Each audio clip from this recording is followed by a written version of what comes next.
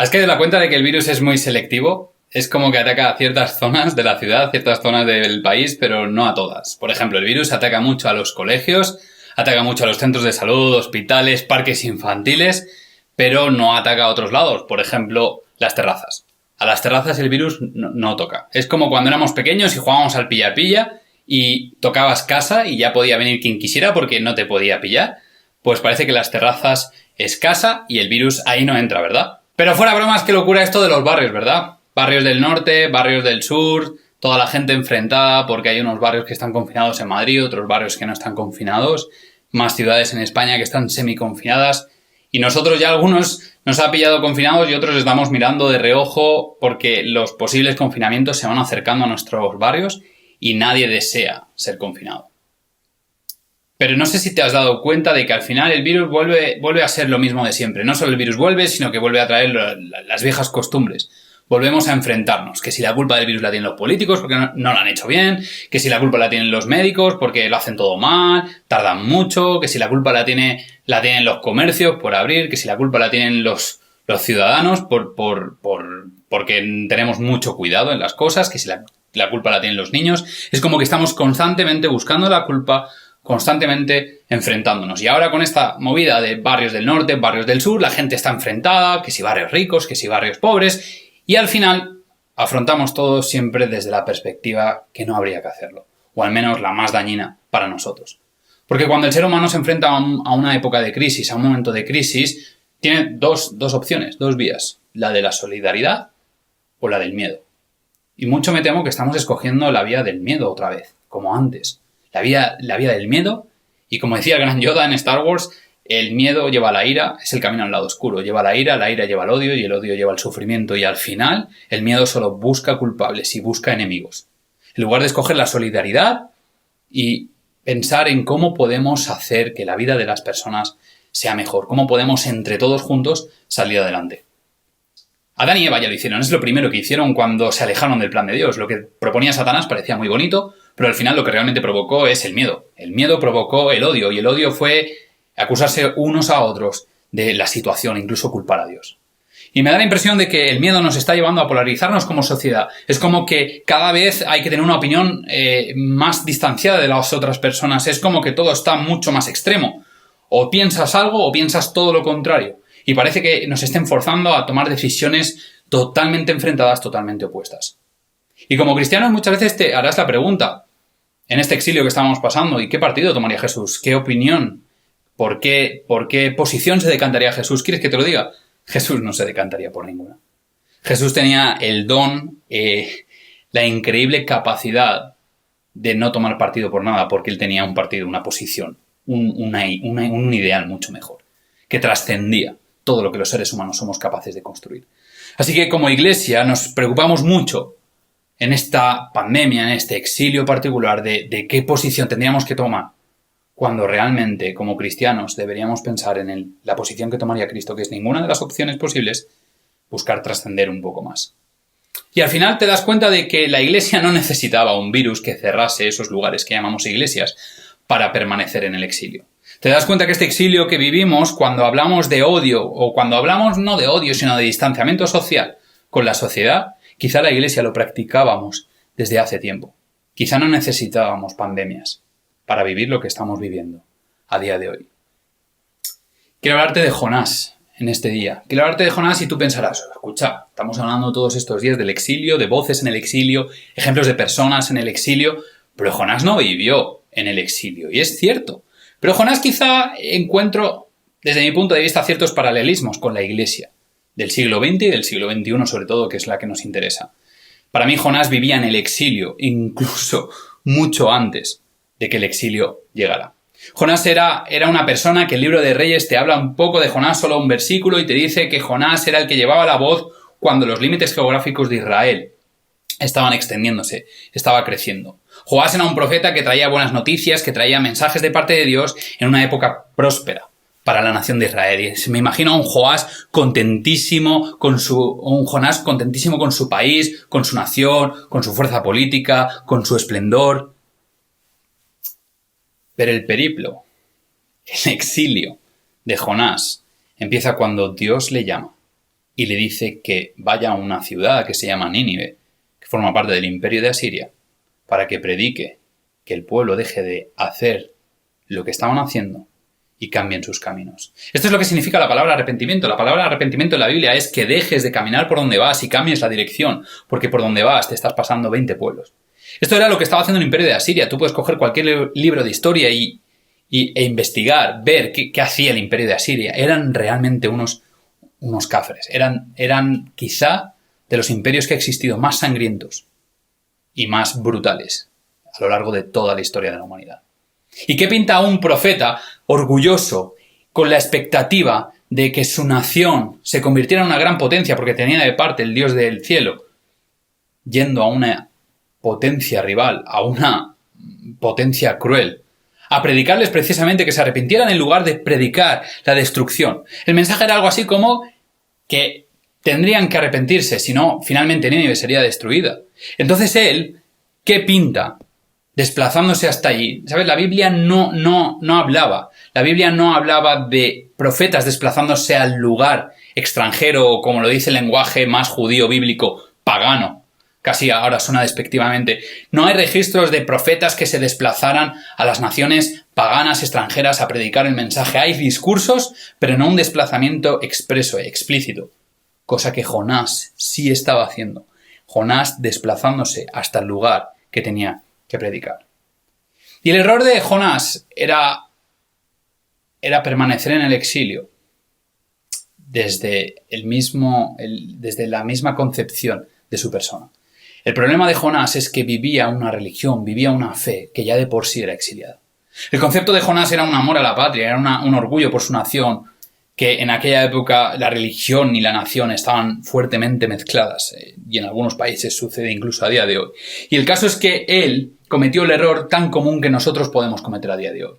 Y es que en lugar de ser nosotros imagen de Dios, reflejar lo que Dios es para los demás, nosotros nos hacemos a Dios a nuestra imagen, para sacar nuestros intereses o nuestros deseos, y utilizamos a Dios más que ser usados por Dios. Este es el problema de Jonás, y por eso la mentalidad de Jonás, la imagen que él tenía de Dios, era un Dios muy sencillo que muchos de nosotros corremos el riesgo, o muchos de nosotros cristianos tenemos en mente. Un Dios que bendice a los buenos y destruye a los malos. Y además los destruye con ganas. Y parece ser esa la mentalidad predominante en todos los cristianos. Un Dios que bendice a los que somos creyentes, bendice a aquellos que permanecemos en la iglesia, pero ojo como no pertenezcas a la iglesia. Ojo como te marches de la iglesia, porque Dios destruye a los pecadores y destruye a los malos. Así que esta es la situación particular de Jonás. Dios le pide que vaya a Nínive y Jonás se marcha hacia el otro lado. Dios le pide que vaya hacia el este a predicar, a anunciar el mensaje de Dios, y Jonás lo encuentras marchándose hacia el oeste. Y llega un momento en el que Jonás está en el mar, contrata un barco, contrata un pasaje de barco, se va en el barco, hay una gran tormenta y esta es la situación particular. Un barco lleno de gente, como dice la Biblia en lenguaje judío, paganos, no creyentes en el Dios del cielo, en el Dios de la Biblia, y Jonás. Y la situación puede ser hasta tragicómica, no sé si se puede decir así, porque por un lado, la situación particular de Jonás es que él está durmiendo, mientras los marineros están orando a sus dioses para pedir la salvación. Es que Jonás está sumergido en sus historias de persona religiosa, de profeta de Dios, mientras los marineros son los únicos que están preocupados por el bien común de todas las personas del barco. Y esta es una de mis preguntas. ¿Somos los creyentes, somos los cristianos, somos la iglesia, un grupo de personas preocupados por el bien común de todas las personas? Porque el capitán en un momento de desesperación ve que todo el mundo está orando a sus dioses, cada uno, pues imagino que cada uno de su religión, de su nación, gente con sus creencias, con sus principios, sus cosmovisiones, convicciones, y de repente se da cuenta de que Jonás está dormido, está durmiendo la bartola mientras los truenos, los relámpagos sonan con fuerza, las olas brutales, increíbles, gigantes amenazan con hundir el barco. Y me imagino al capitán pidiendo a la única persona que parecía ajena a todo este caos. Le pide, levántate, espabila, despierta. Y la palabra en hebreo que utiliza es kum, levántate. Y es la misma palabra que Dios le dice a Jonás cuando en los primeros versículos del libro le dice que vaya a predicar a Nínive. Así que le dice que se levante, que después de echar suertes, lo que sucede es que cae la suerte sobre Jonás. Fíjate tú, lo echan a suertes. Y la suerte, mira por dónde, cae sobre Jonás. Jonás parece ser que tiene la respuesta o que es la culpa es de Jonás por la tormenta que está ocurriendo. Algo habrá hecho, habrá enfadado a su Dios, algo habrá sucedido. Y Jonás encuentra la solución y dice, mira, echadme por la borda, al final echadme al mar porque sé que todo esto es por mi culpa y si a mí me echáis al mar, seguramente todo esto acabe. Y lo más normal que hubieses hecho tú y que hubiese hecho yo, y somos buenos cristianos, es echar al mar el problema. Fuera el problema, ya está, es la solución. A partir de ahora todo genial. Pero esos paganos, que a veces llamamos despectivamente, esos creyentes en otras religiones, en otras creencias, esos que no estaban en la verdad, son los que les preocupa la vida de Jonás, incluso sabiendo que tiene la culpa de todo. E intentan, la Biblia dice que intentan llegar a tierra, aun a pesar de que estaba la opción de tirarlo al mar y punto. Así que ellos, intentando preservar la vida de Jonás, intentan llegar a tierra y cuando no lo consiguen, por fin con dolor de corazón, pidiendo a Dios que no les tenga en cuenta la sangre de Jonás, lo echan al mar y el mar se calma. Pero a mí lo que me impacta es que muchas veces son los que no creen en Dios, aquellos que no aceptan tan fácilmente ser llamados cristianos, los que demuestran más compasión, empatía y misericordia con la humanidad que aquellos que nos llamamos cristianos. El problema de Jonás es que solo le interesaban los creyentes de su nación que creían como él y tenían la misma expectativa que él. El problema de Jonás es que las personas que no creían como él no le importaban. Y por eso Jonás no tenía mucha preocupación por las personas de Nínive y tenía una actitud muy pasiva en el barco mientras todo parecía hundirse. Y yo me pregunto, ¿no era el papel de un profeta de Dios, del Dios del cielo, del Dios de la Biblia? ¿No es el papel de un profeta buscar el bien común de todos? Buscar el bien de la humanidad, no importa el color, no importa la raza, no importa la ideología política, no importa nada. No es esa la actitud de Jesús. Jesús no vino aquí siendo partidista, tomando posiciones. Jesús vino aquí porque le importábamos todos. Está la Iglesia. Estamos siendo nosotros, la Iglesia, perseguidores del bien común de toda la humanidad, precisamente, aún más que nunca, en momentos de crisis como los que vivimos, como los que llevamos ya unos meses viviendo. Hemos tenido un respiro, pero todo parece volver con fuerza. ¿Qué estamos haciendo como Iglesia para buscar el bien común? Porque para los demás las cosas se están poniendo tensas, pero nosotros como Iglesia estamos llamados a algo más. Y cuando a Jesús le hicieron la pregunta de ¿quién es mi prójimo? ¿Qué es esto de buscar el bien común de todos? ¿A quién? ¿Hasta dónde llega mi límite de ayudar, servir, ser solidario con? Y preguntaron ¿quién es mi prójimo? ¿Quién es esa persona cercana a la que yo tengo que hacer todo eso que tú dices, Jesús?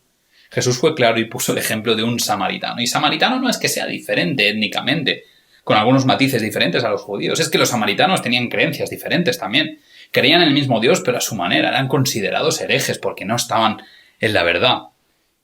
Y esto nos habla un poco también de los cristianos, de lo enfrentados que estamos también entre nosotros, porque creemos en el mismo Dios, pero creemos de manera tan diferente. Y cuando hablamos del prójimo y veo que Jesús habla de un samaritano como referente, ética y doctrinalmente diferente, entonces pienso que algo tengo que aprender de los marineros de ese barco. No conocían al Dios de la Biblia, no conocían al Dios del cielo, no conocían al Dios que yo conozco, pero aprendo muchas cosas de ello, mucho más que de Jonás. En primer lugar, ellos eran inocentes y en una situación de crisis no se quejaron de la injusticia que estaban recibiendo por una tormenta que no era culpa de ellos. No estaban quejándose, no estaban haciéndose las víctimas. En segundo lugar, ante esa situación de peligro, ajena a su responsabilidad, buscaron el bien de todos, como acabamos de ver, en lugar de buscar el chivo expiatorio y salirse con la suya, impunes, o al menos sanos y salvos. En tercer lugar, no se enfadaron con Dios, ni con sus dioses, ni con el Dios de Jonás cuando descubrieron que quizá podía venir de ahí la tormenta. No se enfadaron, no insultaron, no blasfemaron.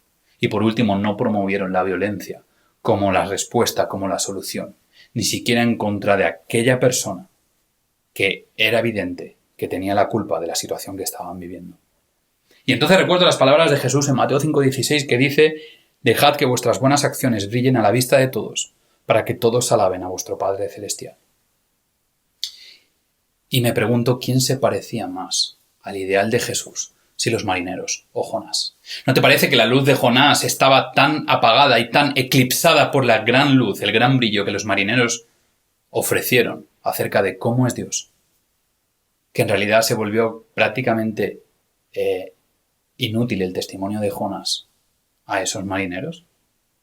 ¿No te parece que la Iglesia vivía exiliada incluso antes del virus?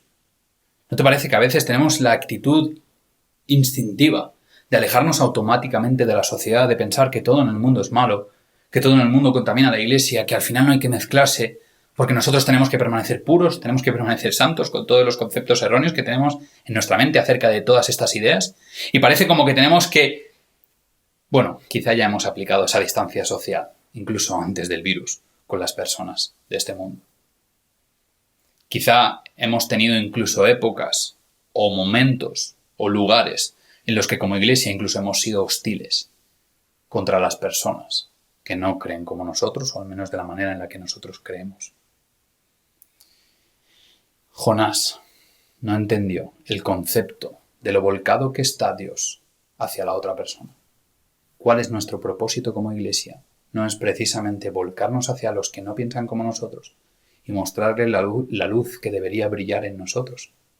El concepto de centrado en el otro, después de tantos años sirviendo al Dios de la Biblia, Jonás no lo había entendido, porque Jonás odiaba a los ninivitas, Jonás odiaba a todo el mundo que no era como él, porque él se creía el profeta único, respetable de Dios. Y esto de vivir para otros, si no eran israelitas, lo llevaba bastante mal. Este concepto de vivir centrados en otros es en sí un concepto divino, es la misma esencia de Dios, porque Dios no concibe otra manera que vivir por y para nosotros. Te voy a decir algo que igual te suena fuerte, pero Dios no te necesita. Dios no me necesita, Dios no necesita a la humanidad. Dios no es ese ente caprichoso que nos hacen creer ver, como que utiliza a la humanidad para satisfacer sus deseos caprichosos. Dios ya estaba completo, sin ti y sin mí, sin toda la humanidad, sin toda la creación.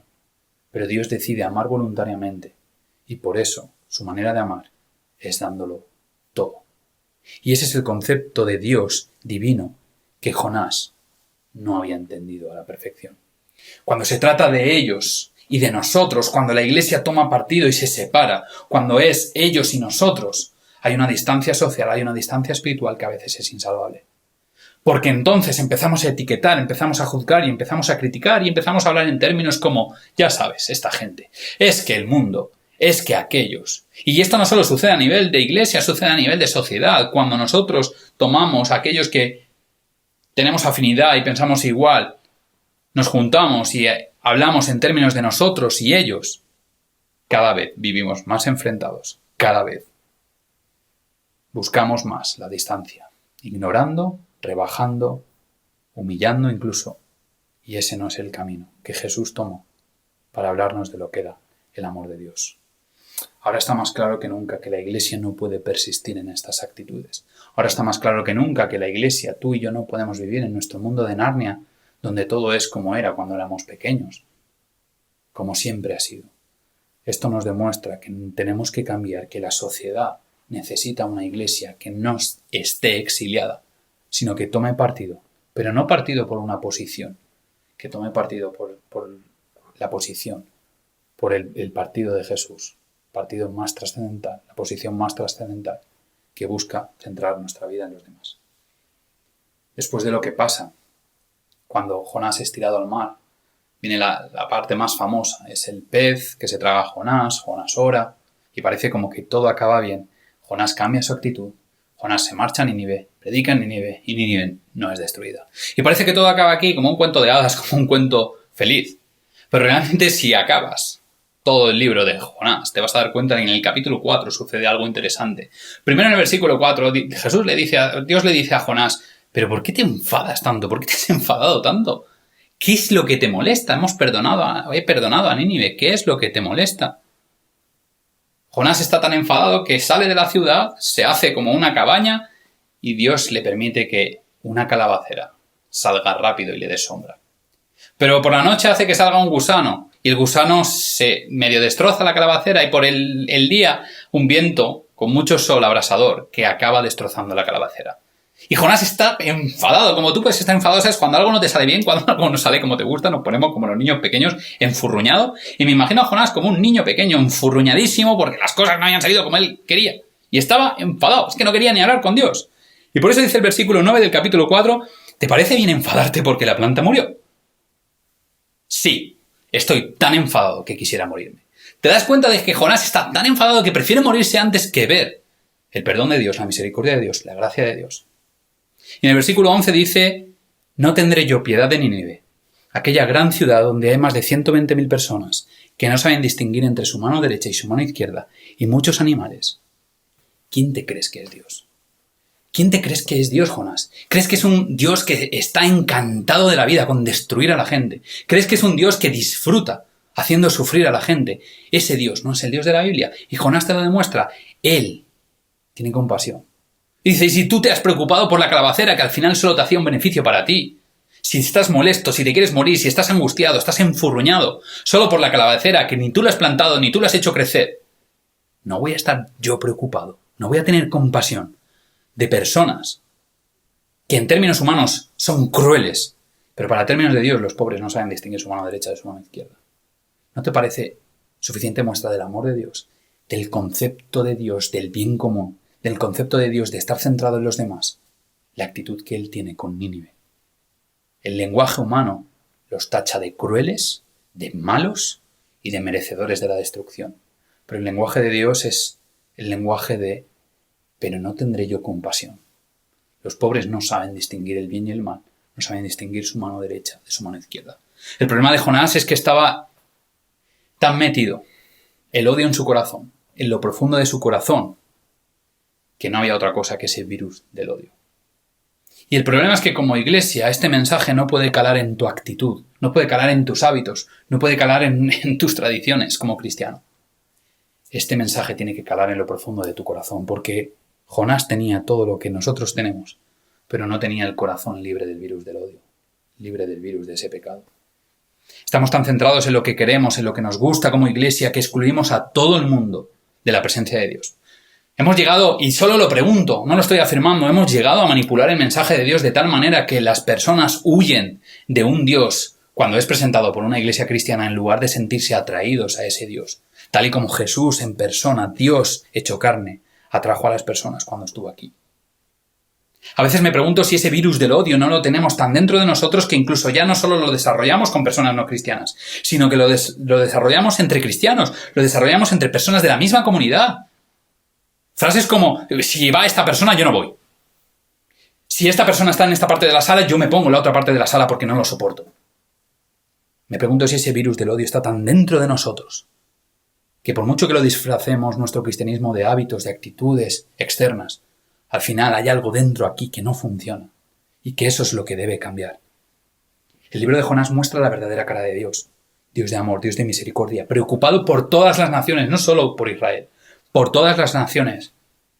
Un Dios en el que el orgullo, el odio, no tienen cabida. Solo la compasión, solo el amor es el motor de cómo funciona Jesús, de cómo funciona Dios. El libro de Jonás es un desafío para los conceptos, para el exilio de la Iglesia de Dios. ¿Qué estamos persiguiendo? ¿Qué nos creemos?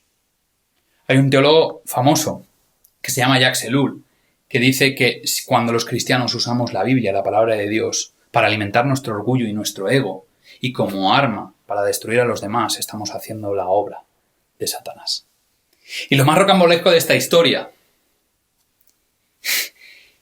es que años después de que Dios perdone a Nínive, el imperio de Asiria, con Nínive a la cabeza, lleva al cautiverio, lleva al exilio al reino del norte, al reino de Israel.